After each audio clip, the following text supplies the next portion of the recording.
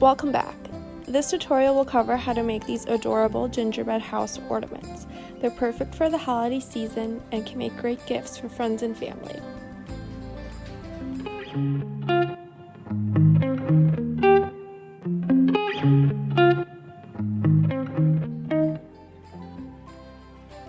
First, we'll start off with the supplies. For this design, I have listed all of the supplies that are needed in the description box below. The template for this gingerbread house is available in my Etsy shop. The file will come in PDF and SVG file format with detailed instructions on how to create the 3 different gingerbread house ornaments that you will see in this video. Please note that this ornament is sewn by hand and there are 2 stitch methods to be familiar with before you begin. The first being the blanket stitch and the second being the top stitch.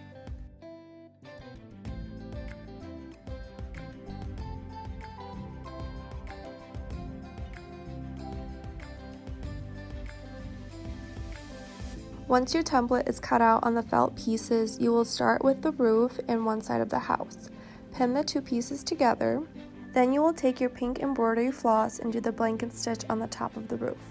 For the floss, I only use 3 out of 6 strands as I prefer a slimmer stitch. However, if you like a chunkier stitch, then use all 6 strands.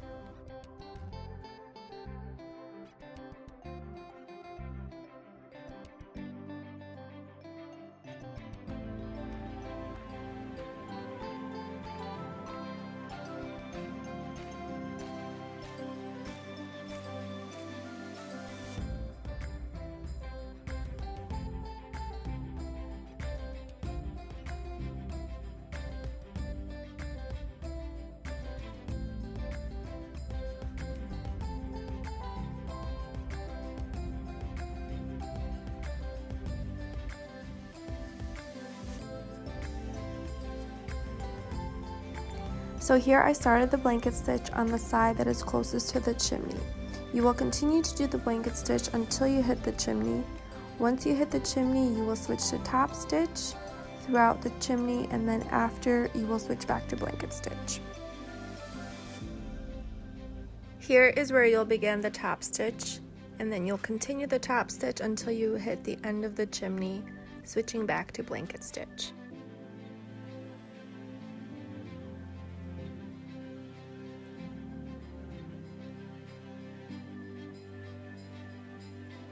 Once you complete the blanket stitch on the top of the roof and round the corner, you will then switch to top stitch for the bottom portion of the roof.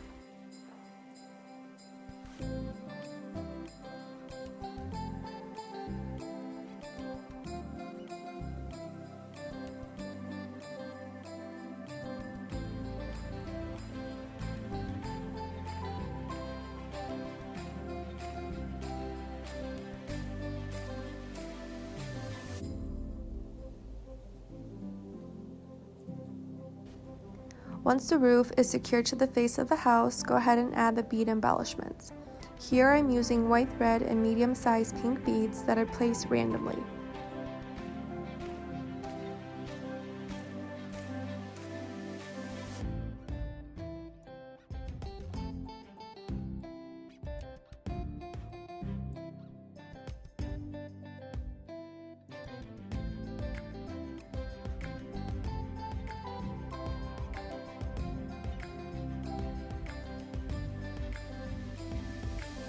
Next, you want to pin in place the felt pieces to the front of the house. When you go to pin the door, make sure you leave enough room at the bottom for a blanket stitch at the end.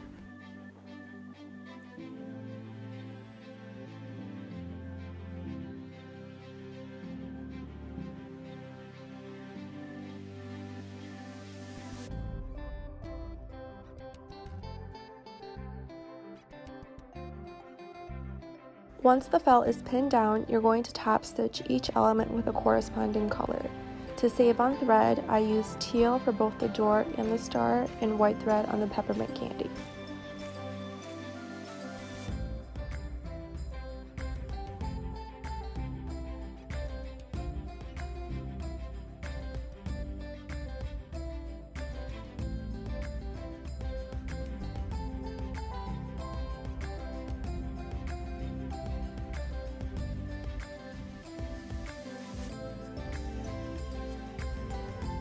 Once the felt is secured, you will grab red floss to add the stripes to the peppermint candy.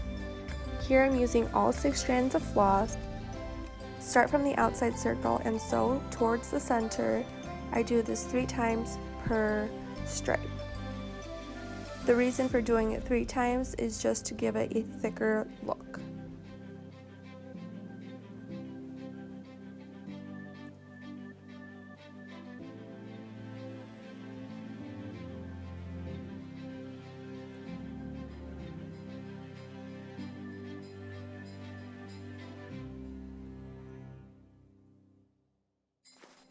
When you complete one side, repeat the steps on the other candy. I try to make the lines as symmetrical as I can.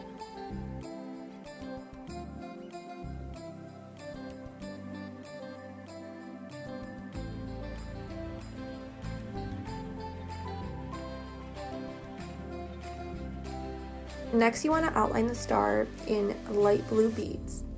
Here I'm adding beads to the needle that are about the length of one side of the star. It's going to be different for each, as these beads are not exactly the same size. Some are bigger, some are smaller. So you're going to want to put some on the needle and adjust as you need to. Once you have your row of beads sewed down, you're going to want to come back up and run your needle and thread through the last bead and sew that down again. What this is going to do is it's going to give a pivot and a nice sharp corner for the star. Once you have made your way around the star, I like to run my needle and thread again through each bead. What this does is it lines up the beads and gives it more of a uniform look.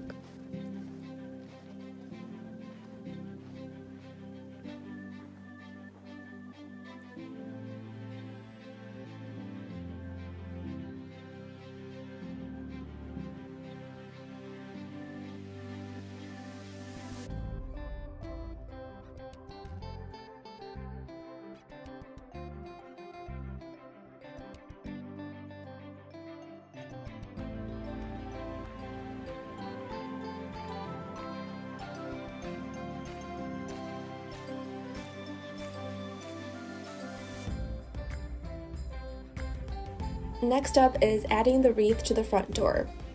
Here I am using a teal green color bead, and instead of doing a row of beads like for the star, I am actually sewing each individual bead to the door. And as I'm sewing, I am trying to make a circle with them as best as I can.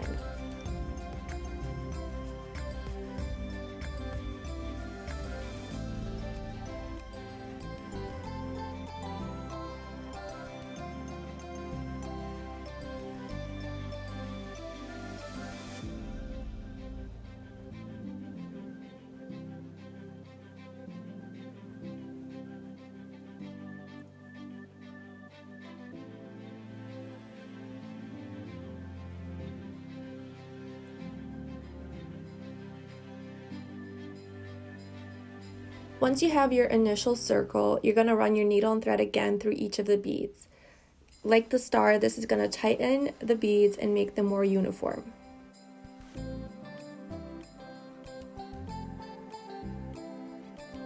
Once you have your inner circle completed, you're going to repeat the steps to create an outer circle around it.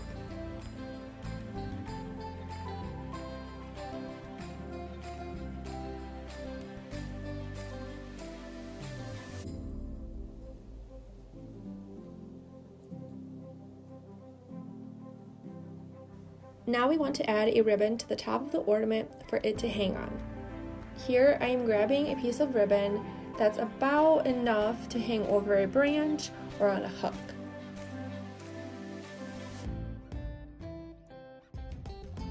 I'm securing the ends of the ribbon with an X stitch. After you secure the ends, you're going to want to attach this to the back side of your gingerbread house. And what I'm doing here is I'm using the pink blanket stitch as a reference. I'm going to sew this between the 2 stitches. Next thing to do is pin the back side of the gingerbread house to the front. You're going to want to grab your tan floss, and again, I'm having it only using 3 strands. Start on the bottom portion of the house and blanket stitch all the way around, making sure your stitches are evenly spaced. Once you make your way around and reach the other side of the roof, this is where you're going to want to continue your blanket stitch. However, you will only blanket stitch the 2 tan pieces. As you see here, I am stitching through the underside, not going through the pink part. And my stitches are matching up with the pink blanket stitches that we did in the beginning. Now you will see why it was important when we added the ribbon to place it in between the 2 blanket stitches.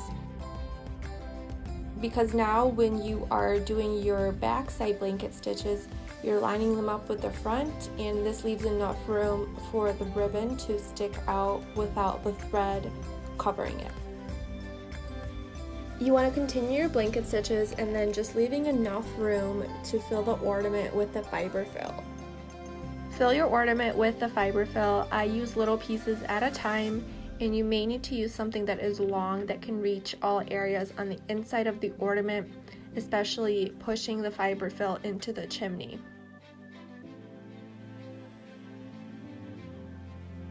Once your ornament is filled up, go ahead and pin the sides back together and continue your blanket stitch to the end.